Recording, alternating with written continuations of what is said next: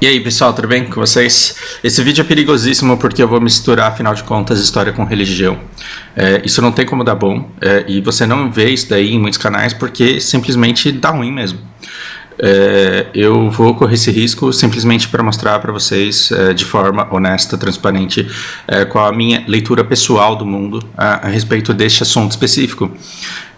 Você não precisa me atacar e me odiar pela maneira como eu vejo o mundo. Você pode simplesmente achar que eu sou burro e seguir sua vida. Ou você simplesmente pode analisar a minha forma de ver o mundo e ver se isso te ajuda a enxergar com melhor clareza a maneira como você vê o mundo e se isso te deixa curioso para buscar outras leituras de mundo de outras pessoas acerca desse assunto. E quanto mais base as pessoas tiverem, porque não tem base, quanto mais base as pessoas tiverem para falar a respeito disso, melhor. Eu estou falando base histórica, base, mas assim, religiosa também, afinal de contas. A gente vai falar aqui sobre apropriação de símbolos, ressignificação de símbolos, e vai ser uma viagem muito louca, então se prepara. Deixa eu ver. Até a aula da Mari a gente tem 23 minutos. Vamos ver o que eu consigo fazer com isso. Eu tenho que falar sobre o boom das commodities, só que eu acho que esse, mais uma vez, é um solo que eu preciso preparar para vir com esse vídeo aí. Gente, quando eu falo da morte do cristianismo e da morte da esquerda, veja bem, eu não vou entrar aqui na figura de Jesus. Se você acredita em Jesus, ótimo. Se Jesus está presente na sua vida, você é um privilegiado. E eu invejo a sua fé e a sua relação com Ele. Eu não vou falar aqui de Jesus, do Filho de Deus, que está próximo de você e que por você tudo faz. Eu vou falar da manipulação do nome dele ao longo da história. E o cristianismo morreu lá atrás em dois momentos que eu considero cruciais, pelo menos os dois momentos que foram registrados pela história, porque existem muitos outros momentos, muitos outros eventos que não foram registrados, mas vamos falar sobre dois momentos importantes que ficam registrados para a história. O primeiro está na figura de Saulo de Tarso. Saulo de Tarso é um cara que tinha uma religião muito forte, e ele odiava cristãos, e ele perseguia os cristãos, porque afinal de contas dá raiva de cristão, né? É um povo muito desapegado de tudo, que prega o amor, que consola as pessoas e que consegue atrair as pessoas em torno de uma coisa que eles chamam de amor e de desapego e de submissão, e que isso não é bom para mim, que sou um influenciador religioso e político. Por quê? Porque essa nova fé, esse cristianismo, esses discípulos de Jesus de Nazaré, eles colocam em xeque o poder que eu tenho sobre as pessoas da minha igreja que me seguem e que acreditam que aquilo que eu falo é verdade. Aí, do nada, chega um cara falando que ele é filho de Deus, e que você não precisa de nada para entrar no reino dos céus, e que basta que você ame as pessoas, e que você abandone tudo, que você siga de forma desapegada, que você dê a César aquilo que é de César, mas que não esqueça de dar a Deus aquilo que é de Deus. Tá errado. Tá contra tudo aquilo que eu prego, e eu preciso exterminar esses caras, e aí eu vou começar a matar cristãos, e eu vou fazer com que antes de morrer eles renunciem à própria fé deles, e aí assim, só que cara, cristão é pior do que formiga. Você mata um, aparece mais uns 3, mais uns 5, e você não dá conta e assim, o pior é que fiéis de outras religiões, você dá uma chamada na chincha no cara, ele nega a fé dele rapidinho. Só que cristão não, ele prefere morrer do que abandonar a fé dele. E uma vez Saulo de Tarso estava apedrejando um cara chamado Estevão, e Estevão, antes de morrer, ele falou assim: perdoai o Senhor, pois não sabem o que fazem, e morreu apedrejado. E aí Saulo fala: porra, eu não vou ganhar essa batalha, eu não vou conseguir vencer essa batalha. E aí os cristãos e pessoas como eu se dividem completamente. E eu não estou aqui falando que todo cristão está errado e que só eu estou certo, eu não sou pretencioso a esse ponto. Mas aí, de repente, Saulo, ele escuta a voz de Deus: e por que me persegues? E ele fica cego, escamas de peixe vão nos seus olhos, ele tem que procurar um profeta, e ele vai até esse profeta, as escamas caem quando ele aceita Jesus, e ele então se converte, ele vira cristão, e o apóstolo Paulo, ele muda de nome, Saulo de Tarso se torna o apóstolo Paulo, e ele passa então a pregar a palavra de Jesus. E ele começa a mandar inúmeras cartas a inúmeras ilhas ali daquela religião romana. E aí você tem a carta aos Coríntios, que em inglês é Corinthians, e por isso o nome do time de futebol, porque existia já um time de futebol em outro país com esse nome.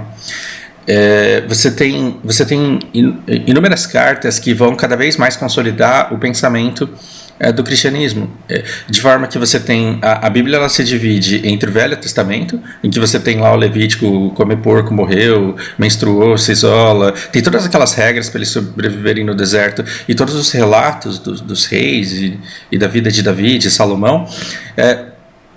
E o novo evangelho, ele começa com os 4 apóstolos, cujos evangelhos foram selecionados dentre os vários que tinham. Então você tem Mateus, Marcos, Lucas e João, e eles têm os evangelhos deles, que contam de perspectivas diferentes a mesma história, a mesma passagem de Jesus sobre a terra. Mas o que consolida mesmo o cristianismo da maneira como a gente vê é a maneira como o apóstolo Paulo prega aquilo que ele diz ter escutado diretamente de Deus, e da análise da vida de Jesus de Nazaré. Então, grande parte das lições de amor, das mensagens de amor, elas vêm do apóstolo Paulo, e não diretamente de Jesus, que não escreveu absolutamente nada. Ele deixou a cargo dos seus seguidores escreverem, e o cristianismo, os dogmas do cristianismo, as crenças do cristianismo, eles derivam muito mais das cartas de Paulo do que dos evangelhos dos 4 apóstolos, que foram selecionados por Constantino. E aí você me pergunta, Constantino é um babaca? Eu não estou falando do Constantino da Jovem Pan, eu estou falando do imperador Constantino. Roma se dividiu em 2 impérios, o da esquerda, falar da esquerda vai dar gatilho no povo. O império Roma em si caiu, e sobreviveu Constantinopla, que foi o Império Romano levado mais para o leste, e esse nome Constantinopla ele foi dado em nome ao imperador Constantino, tão importante ele foi. E Constantino, ele fazia exatamente a mesma coisa que Paulo. Ele matava cristão, ele queria exterminar os cristãos, porque o povo chato da porra, contravenção, não se dobra. Os cristãos eram os esquerdistas? Mas assim, era pior que isso. É um povo desapegado, mas juntava tanto desapegado que eles tinham um poder político e econômico enorme. E você fala, porra, que povo é esse que não quer nada, que na verdade tem um monte de coisa? Você olha para a igreja do Bispo Macedo, só tem pobre lá dentro, mas é tanto pobre e com tanto dinheirinho picado que assim formam uma dos poderes econômicos e políticos mais poderosos, ao ponto de você ter uma bancada da Bíblia. Não estamos falando disso aqui e não estamos falando dos cristãos lá. O fato é que Constantino, de repente, ele tem um insight. E aí o cristianismo ele termina de morrer, porque com o apóstolo Paulo acho que foi saudável o negócio, tanto que está na Bíblia ali. E essa Bíblia, afinal de contas, ela é editada pelo Constantino, que se converte ao cristianismo, que coloca o cristianismo como religião oficial romana. E aí quando ele se converte ao cristianismo, o que ele precisa fazer? Ele precisa ressignificar os símbolos, como por exemplo as festividades de final de ano. Então ele tem que colocar a Páscoa, que já era uma festividade grande como a ressurreição de Cristo, e ele tem que colocar as festividades eu esqueci agora, da februária. Enfim, de repente Jesus nasceu dia 25 de dezembro, o que não é bem verdade, porque dia 25 de dezembro os campos na região de Belém, né, eles estão nevados, e os pastores eles não estariam lá com suas ovelhas chupando gelo na neve. Estou sendo sarcástico demais, mas historicamente as pessoas elas concordam que Jesus, os pesquisadores concordam que Jesus muito provavelmente não nasceu no dia 25 de dezembro, e o que houve foi uma ressignificação de festividades importantes do povo, porque você pode mudar a temática do carnaval, você não pode tirar o carnaval das pessoas. Você pode transformar o carnaval numa festa evangélica de repente, mas a festa ela tem que ter. Como que vão associar a gente pelada, bebendo na rua, fazendo aquela algazarra toda com Jesus? Não sabemos. Mas você não tira uma festividade do nada do povo, ou as pessoas elas ficam do jeito que elas estão agora durante a pandemia, ensandecidas. Então você chega e ressignifica quais eram os deuses romanos mais poderosos. Zeus, o maior de todos, e aí você tinha deuses como Poseidon, que era o rei dos mares, você tinha o Hades, que era o rei do submundo, dos mortos. E como que você ressignifica essa galera toda? Então você pega Deus e coloca no lugar de Zeus. Então a representação de Deus ela começa a ser Deus ele começa a ser retratado como um ancião, muito provavelmente barbudo, que está nos céus acima de nós. Isso substitui muito a figura de Zeus. E só que aí como que você faz uma transição de uma fé politeísta que acredita num monte de deuses para uma monoteísta que tem um só? Que na verdade são três, mas como que você faz essa transição? Você tem que ressignificar símbolos. Então, qual que era o ícone de poder dos mares, que está na mão lá do Aquaman, e que era a arma de Poseidon? Era um tridente. E aí você junta o tridente que estava no mar com o Hades que estava debaixo da terra, no subsolo, no mundo dos mortos, e aí você cria a figura do diabo que vai fazer antagonismo com a de Deus. Então você percebe que o diabo cristão medieval, ele nada mais é do que uma somatória. Isso, leitura de Fausto, minha leitura pessoal do mundo, ok? Não venham me atacar com... quando vocês dizem que tem coisa que eu tiro da bunda, que eu não tenho base, é verdade, porque é a minha maneira de ler o mundo. Eu não que eu não leia bastante, eu leio bastante, mas eu tenho a minha leitura pessoal a respeito de tudo que eu leio. E quando eu olho para o diabo da Idade Média, eu enxergo muito uma fusão de Hades com Poseidon. E eu enxergo Deus sendo colocado no lugar de Deus, sendo Jesus o seu filho, e aí você vai ter uma nova religião. Para quê? Para que Constantino não tenha o trabalho de exterminá-los, e que possa impor o cristianismo à sua maneira. Né? Então, muito mais para frente você vai ver cruzadas acontecendo, porque aquele estreito, né, aquele canal de Suez, ele é muito importante para o comércio das pessoas. Então a gente vai buscar o Graal lá, a gente vai procurar o Graal lá, e aí você precisa de tropas santas para procurarem o Graal naquele lugar, quando na verdade o que eles querem é a conquista daquele território. É por isso que Estados Unidos está jogando bomba na Síria até hoje. Não é porque o líder sírio ele judia de criancinhas. Então, assim, a pretexto do cara da Síria jogar bomba em cima de criancinhas, você vai lá e joga uma bomba na Síria e mata um monte de criança. Por que você está fazendo isso? Porque você precisa encontrar o Graal, que é por onde sai, por onde passa todo o petróleo, sem que você tenha que dar a volta toda no continente africano. Então, você vai se ressignificando essas coisas, e você vai dando skins santas a coisas maquiavélicas que você precisa fazer para manter o poder e riqueza. E Constantino, ele conseguiu estabilizar todo o seu império, uma coisa que muito provavelmente ele não conseguiria, porque o território do Império Bizantino, ele era tão grande, mas era tão grande, que era muito fácil alguém precisar levantar tropas contra o Império e dizer que na verdade ele não gostava de Hades, ele lutava por Poseidon, ou que ele não gostava de Poseidon, e que na verdade ele tinha recebido a presença de Hera. E assim, é muito difícil você trabalhar com unidade, é muito difícil você impor unidade a uma nação quando os próprios deuses não se unem e vivem arrumando treta uns com os outros. Então o monoteísmo ele é muito forte no sentido de subjugar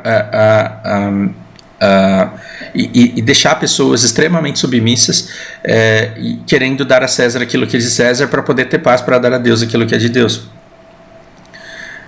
Então, quando eu digo que Paulo e Constantino, na leitura de Fausto de mundo, foram a morte do cristianismo, é porque eu vejo que, e depois o Bispo Macedo, então o cristianismo morreu 3 vezes, a menos que você seja da Universal, aí não. O que acontece é que eu vejo as pessoas muito mais basearem as suas vidas nas palavras de Paulo, nas palavras de Constantino, nos livros que ele escreveu, Constantino, quer dizer, escreveu não, que ele editou e juntou, ele fez a curadoria de tudo o que havia sido dito sobre Jesus. O que é curadoria? Quando você seleciona os materiais que serão lidos. Então ele deixou alguns evangelhos de fora e ele selecionou aquilo que ele queria que fizesse parte do livro. Então não sabemos até que ponto Constantino também fez edição daquele livro, mas eu digo que a Bíblia é editada e todo fiel cristão vai vir aqui querer me bater. Bom, vocês já querem me bater há muito tempo, acredito eu. E eu não vejo as pessoas buscando os ideais cristãos que constam nos evangelhos. Porque Jesus falava assim, larga a sua família e me segue. Não, eu preciso enterrar meu pai. E ele diz, então, não segue. Porque ou você é da sua família, ou você é cristão. Um cristão de verdade, ele tem que abandonar tudo e me seguir. Ele não pode ser dono de nada. E Jesus era muito subversivo no tempo dele. Uma visão subversiva que hoje os cristãos eles têm nojo. Né? Os cristãos eles têm muito nojo de posturas subversivas. Eu falei que eu tinha 23 minutos, né? Agora eu tô olhando aqui no relógio, eu tenho 8 minutos. Esse é o alarme de que eu preciso me preparar para a aula da manhã.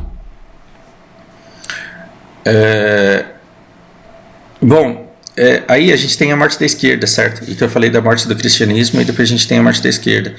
O que uma pessoa de direita, e isso assim, em linhas muito, mas absurdamente gerais, muito gerais,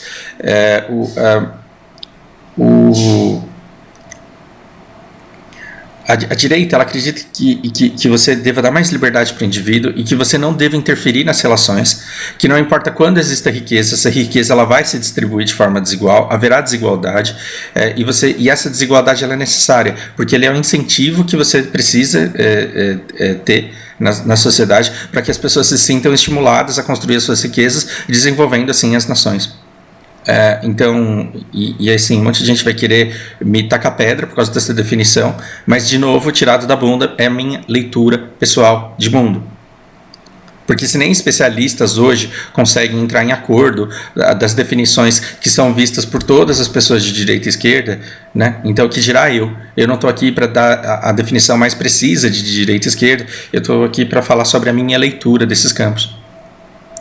Então, você não tem que interferir no Tesla, você não tem que interferir no Steve Jobs, você não tem que interferir na grana que o Bill Gates faz. Você precisa deixar o velho da van trabalhar, mesmo que ele empobreça um monte de gente, mesmo que ele quebre o comércio local. Por quê? Porque ele vai enriquecer tanto que essa riqueza ela vai voltar para a sociedade de alguma forma. E a nação, no geral, ela vai enriquecer. Mesmo com desigualdade, você vai ter abundância de recursos. Porque os caras mais fodas, eles sempre vão fazer com que esses recursos se multipliquem e você tem que deixar o cara sossegado, porque se você tirar a recompensa dele, se você chegar pro velho da van e falar, você vai ter que pagar os impostos que você está devendo, se você obrigar o cara a fazer coisas que são pro bem comum, ele vai falar, então por que me esforçar, Erol? Eu vou ficar aqui, não vou fazer mais porra nenhuma, e com isso o país empobrece. Ok? O que uma pessoa de esquerda acredita, de acordo com Fausto Nagai, minha leitura pessoal de mundo tirada assim da bunda. Ele diz que você tem que ter um olhar mais abrangente para a sociedade e você precisa distribuir, as riquezas sempre serão geradas e você vai ter que, como não importa quando você tem riqueza, você terá também desigualdade, você tem que fazer com que essa riqueza ela permeie de certa forma as camadas mais baixas que não têm condições de conseguirem isso por si. Me cobrem aí um vídeo sobre os desalentados.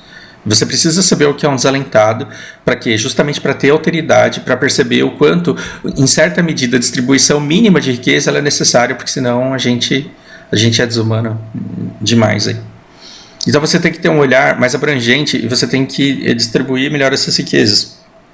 Esse é o olhar de esquerda. E aí você fala, mas não tem nada a ver com o Lula. Quer dizer, tem, mas foi só um pouquinho? Sim, foi só um pouquinho.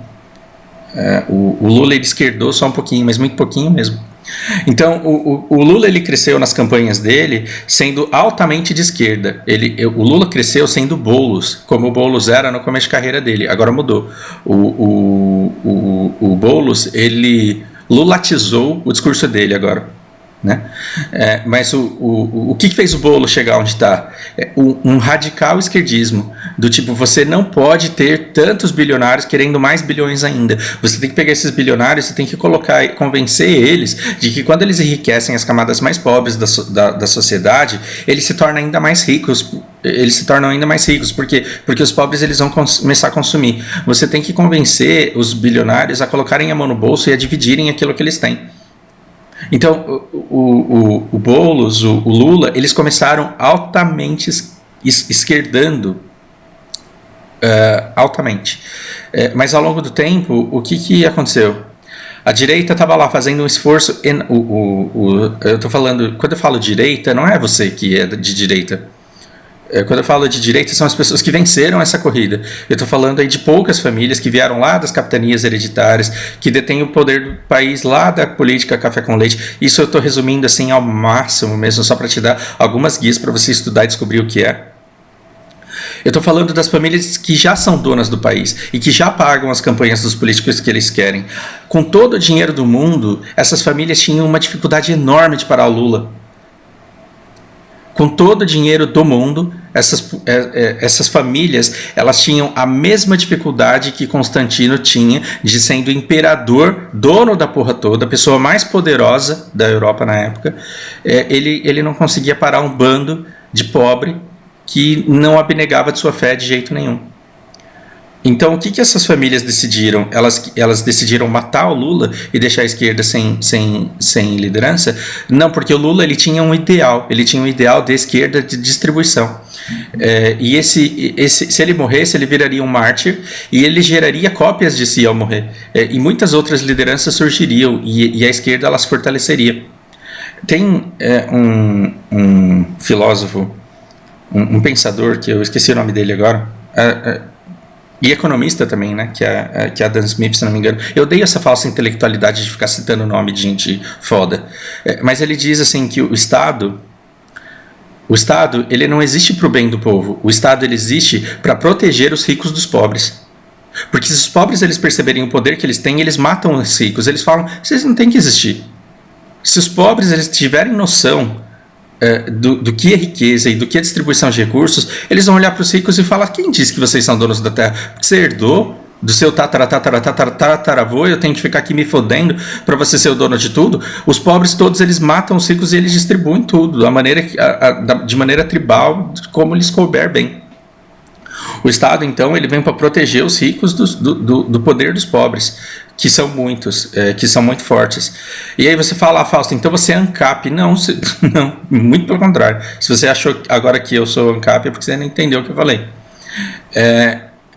E o que o Estado, que existe para proteger os ricos dos pobres, faz? Exatamente a mesma coisa que Constantino fez. Ele falou, eu não consigo acabar com os cristãos, eu vou me tornar cristão. Então essas famílias que não conseguiam se exterminar a esquerda, exterminar os pobres que vinham reivindicando uma partilha nas riquezas e nas terras do país, como eles não conseguiam pará-los, o que eles fizeram? Eles se converteram à esquerda e começaram a apoiar o Lula. Só que o Lula antigo, ele morreu. Ele morreu quando ele se vendeu para a direita. E quando que ele se vendeu para a direita? Quando ele escreveu a Carta para o Brasil. Procurem aí no Google, leiam. Escutem pessoas que entendem do assunto, que têm propriedade para falar. Escutem analistas sérios falando o que foi a Carta do Lula ao Brasil, escrita à nação e aos investidores antes dele ser eleito. Ali você vai descobrir que tudo que existiu depois daquela carta foi a direita, foi a elite brasileira controlando o Lula. Então, o que aconteceu? A esquerda ela meio que deu poder a situação, a elite brasileira deu poder à esquerda, só que fez com que a esquerda direitasse e não existiu governo de direita, mais de direita nesse país do que o governo Lula. E aí você fala, não, Fausto, mas teve Bolsa Família, teve ProUni, teve, sim, só que isso foi migalhas, literalmente migalhas, perto de tudo aquilo que poderia ser dado, perto de toda a riqueza que poderia ser compartilhada, e isso a gente vai ver mais no próximo vídeo. Bom das commodities. Esse negócio de próximo vídeo virou uma promessa, né? Um dia ele sai. Por hora é isso. pensem a respeito, deem o hate que vocês quiserem, porque para poder dizer isso, para dizer o que eu penso, eu tive que me preparar para todo o hate que geralmente advém das distorções de visão de mundo que a gente eventualmente passa a ter. Mas espero que isso gere reflexões e que isso te induza a pesquisa para que você descubra a maneira como você pensa a respeito desses assuntos. Por hora é isso, um grande abraço para vocês.